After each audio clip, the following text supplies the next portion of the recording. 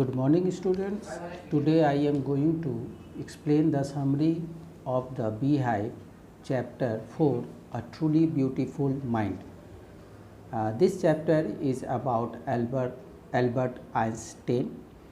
Albert Einstein, born on 14th March 1879 in the German city of Ulm, was a scientific genius. Initially, his mother found him a frack due to his large head. Having learned to speak after the age of 2.5, he uttered everything twice. Einstein was not aware what to do with other children, and they found him boring. So Einstein played by himself much of time. He was fond of mechanical toys.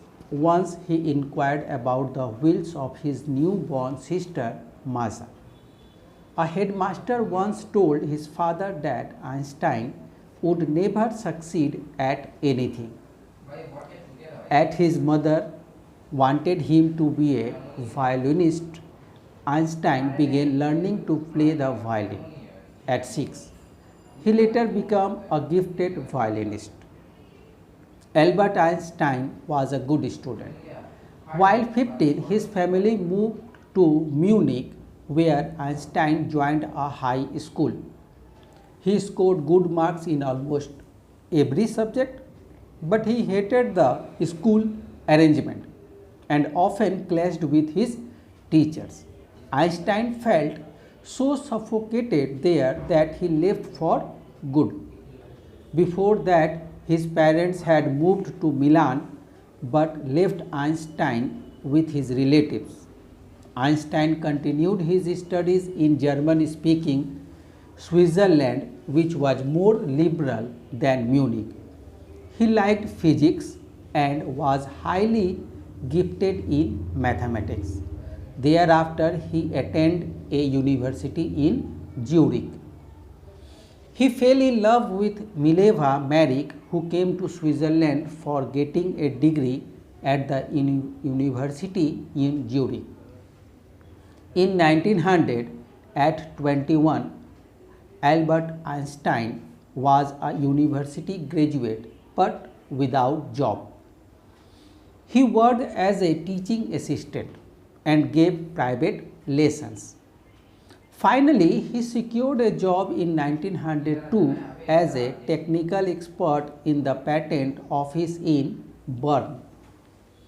One of the famous papers of 1905, Einstein's special theory of relativity, established that time and distance are never absolute. Two perfectly accurate clocks never show the same time if they come together again after a journey. This theory produced the world's most famous formula describing the relationship between mass and energy.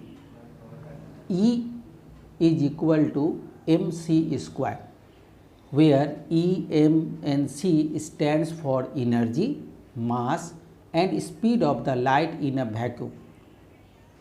The speed of light in a vacuum is about 300,000 km per second.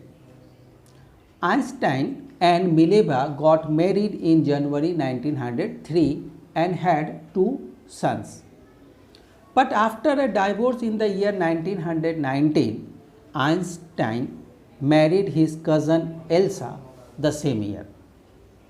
In 1915, he published his general theory of relativity, which was proved accurate by an eclipse of the sun in 1919. His work was called a scientific revolution. Einstein received the Nobel Prize for Physics in 1921. He wrote a letter to the American president on 2nd August 1939, warning him about the bomb being developed by the Nazis. His words proved effective but not positively. The Americans developed the atomic bomb secretly and dropped it on the Japanese cities of Hiroshima and Nagasaki in August 1945. The bomb took a heavy toll on life and property. The massive destruction completely shook Einstein, and he wrote a public missive to the UN proposing the formation of a world government, but in vain. When he died in 1955 at 66, he was celebrated as a visionary and world citizen as much as a scientific genius. इस story में हम लोग Albert Einstein के जीवन के बारे में पढ़े या जाने कि एल्बर्ट आइंस्टाइन का जन्म 14 मार्च 1879 को जर्मनी के एक उल्म सिटी में हुआ था।